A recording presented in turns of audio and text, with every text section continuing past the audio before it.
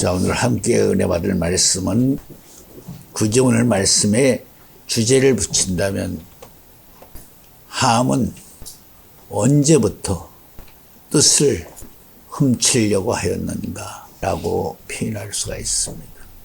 함이 노아의 하체를 보았다. 보는 순간에 죄를 졌다는 것이 아닙니다. 죄가 죄로서 열매를 맺기 때문에 저주를 받는 것이죠. 맺기 전까지는 어느 정도 회개할 수 있는 용서의 의미가 들어 있습니다. 그러나 저주를 받았다는 말은 이제는 용서, 회개의 과정은 모두 끝났다. 심판의 의미가 있는 것이에요. 그렇기 때문에 노아가 함을 저주하는 저주의 순간 이미 함에게는 죄의 열매가 맺었다는 것이죠. 죄의 열매를 맺기 위해서는 죄가 열매 맺을 수 있는 수리성이 필요한 것입니다. 그렇기 때문에 아비 하체를 보기 이전에 이미 함은 야고보 1장 15절 말씀처럼 욕심이 장성하면 죄가 되고 죄가 장성하면 사망이 되는 것이죠. 그것을 가리켜 창세기 1장 2절에서는 공허 혼돈 흑함이라고 말하는 것이죠. 흑함은 죄입니다. 그러나 아직 공허 혼돈의 상태에는 죄가 죄로서 완성되지 못한 그런 단계적인 과정, 그 말씀이 바로 야고보 1장 15절 말씀이라고 말할 수가 있는 것입니다. 함은 아비 하체를 보기 이전에 이미 하나님이 함에게 가나안의 아비 하마, 아직 가나안은 태어나지도 않았습니다.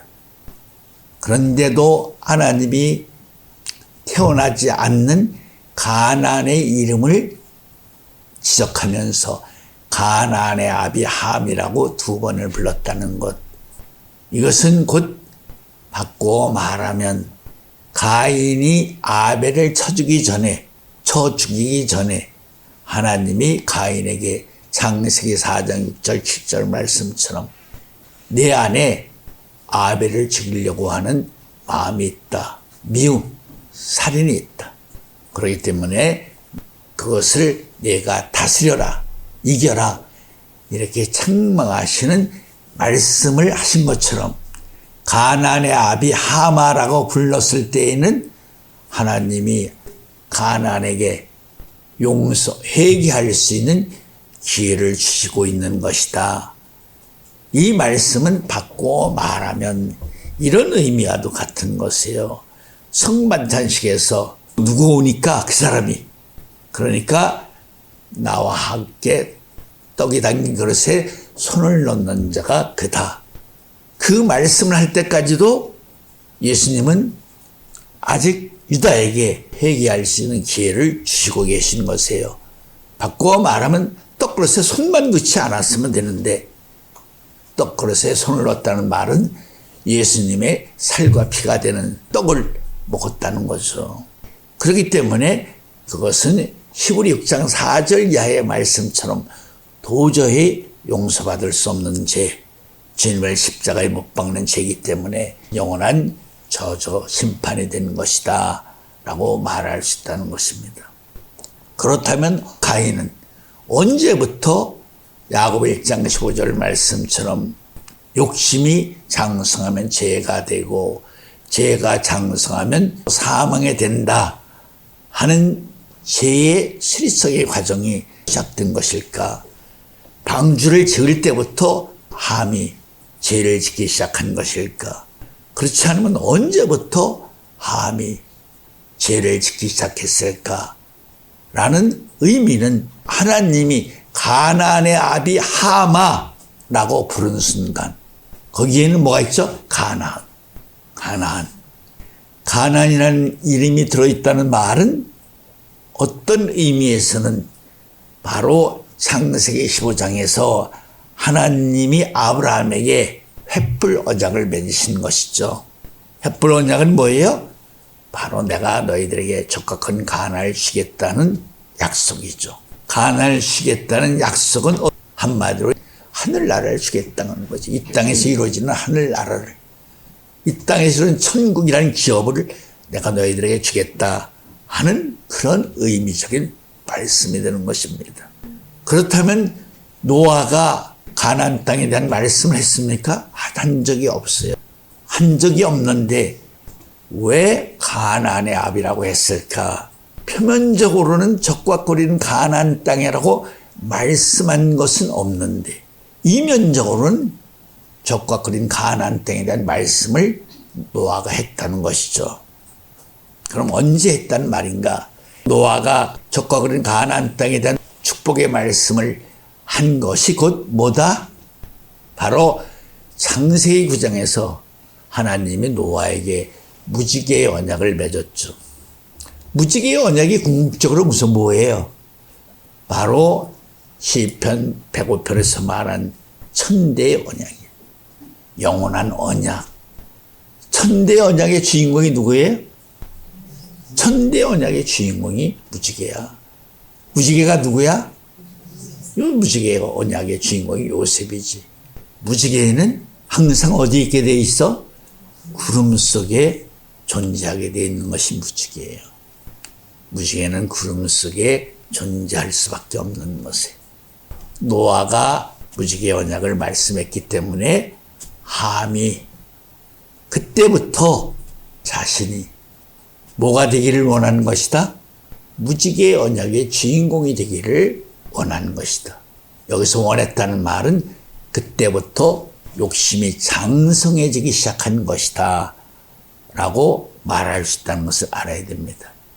그때부터 창세기 9장에서 무지개의 언약에 대한 욕심, 탐심을 갖기 시작했다 하는 사실을 알아야 됩니다. 이 말씀을 통해서 한 가지가 완전하게 끝이 나는 것이에요. 뭐냐? 아비하체를 보았다는 그 말씀이 오늘 말씀을 통해서 완벽하게 정확하게 다 해결이 되는 것이다 하는 사실을 알아야 돼. 지금 내가 설명한 이 세계를 노아는 모르고 있었어요.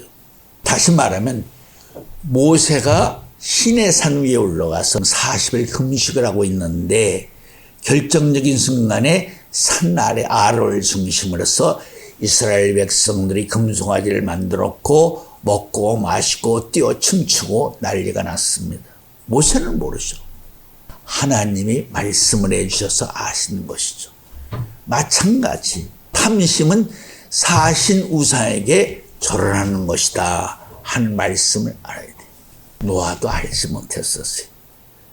노아가 언제 알았느냐? 바로 노아가 포도주에 취해 있을 때 함이 바로 그런 욕심 가지고 그런 죄를 짓고 있다는 것을 알게 되는 것이에요. 그런 욕심을 가지고 있었던 그 욕심이 기어이 표면적으로 드러난 것은 바로 함이 아비아체를 봤다는 것이죠. 하나님이 어떤 문제를 시험할 때에는 하나님의 공의와 공도에 의해서 시험하게 돼 있죠.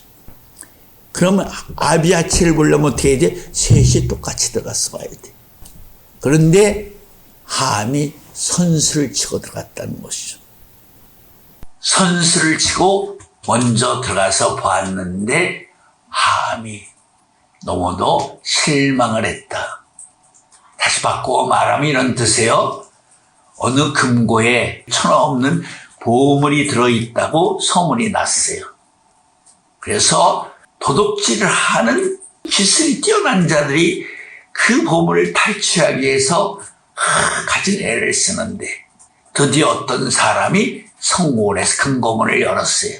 열었는데 자기들이 소문으로 듣던 그런 보물은 없었어요. 세상적인 보물은 없는 대신에 하늘의 보물이 있었다는 거지. 이런 소리요. 영적으로 말하면 노아의 하체는 누구의 하체야? 십자가에 달린 예수님의 하체야. 예수님의 하체, 그거보다 더 귀한 것이 어디 있어. 그런데 함이 봤을 때는 술 취한 아비의 하체, 세상적으로 얘기하면 별 볼 일이 없는 모습이었지. 그래서 노아의 하체를 본 함이 실망하고 실망할 수밖에 없었다. 자기가 바로 어떤 목적의 결과를 취득하기 위해서 선수를 쳐서 형제들보다 앞서 들어갔는데, 앞서 들어간 그 의미 과정이 바로 누구의 도움을 받아서 앞서 들어갔겠어? 노아의 부인 어미의 도움을 받아서 앞서 들어갔다. 여기서 어미의 도움을 받았다는 말은 야곱이 리브가의 도움을 받아서 먼저 별미를 갖다 드렸지. 그런 의미야. 자기 어머니의 도움을 받아서 먼저 들어갔다. 들어갔는데 실망하고 말았지. 아비의 하체. 먼저 들어갔을 때에는 아버지 노아로부터 큰 축복을 받을 줄 알았었어요. 먼저 별미를 만들어가지고 한 누가? 야곱이 이삭으로부터 축복을 받는 것처럼 함도 들어가서 노아로부터 축복을 받을 줄 알았는데 축복은 고사하고 아주 불상사나운 십자가에 달리신 예수님은 얼마나 처절하고 처참한 모습이에요. 인간의 육신으로 볼 때에는 마찬가지예요. 아까 언급을 했지, 노아의 하체는 곧 예수님의 하체였다. 그러니까 육적으로 함이 봤을 때 이건 말이 안 돼. 그래서 함이 나와서 두 형제들에게 불평불만을 한 것이다.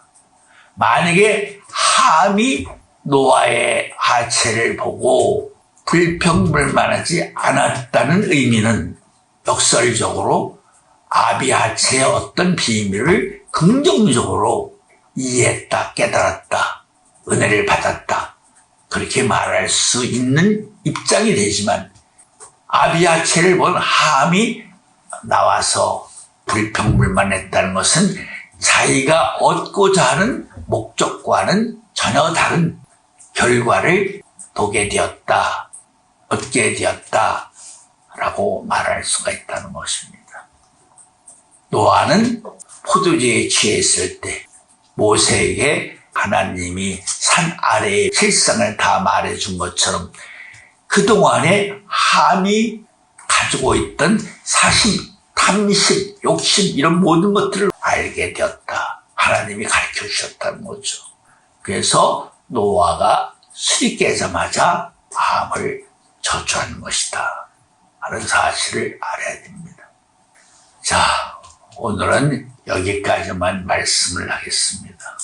여러분들이 감사로서 오늘 말씀을 잘 소화시켜 주시기 바랍니다. 아멘. 기도드리겠습니다.